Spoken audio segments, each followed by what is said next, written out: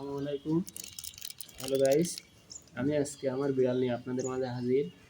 সকালবেলা আমি ছাদের পরে উঠছি, আমার সঙ্গে সঙ্গে আমার বিড়াল চলে আসছে। দেখেন, ওদের রেখে আমি কিছু খাইতে পারি না। দেখেন অবস্থা, আমি উপরে ছাদের পরে এসে একা একা খাচ্ছি, ঠিক সেই জায়গায় হাজির। এখন কি করব, না দিয়েও উপায় নাই। দেখেন, আমি হাতে ধরে ওকে খাওয়াতে হবে। দেখেন অবস্থা, ভালো লাগে অবশ্যই, ছোট বাচ্চাদের মতো এত দুষ্টু। দেখেন মুখে লেগে গেছে খাইতে খেতে, সবসময় আমার সাথেই থাকে।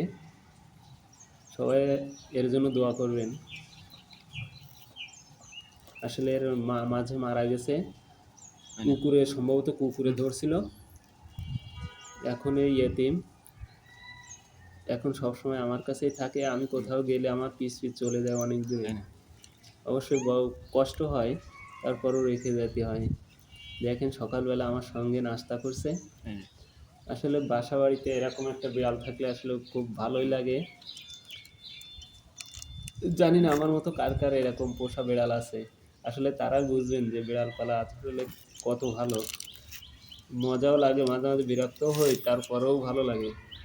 আসলে অবলা প্রাণী তো, এদের আদর করতে খুব ভালো লাগে আমার।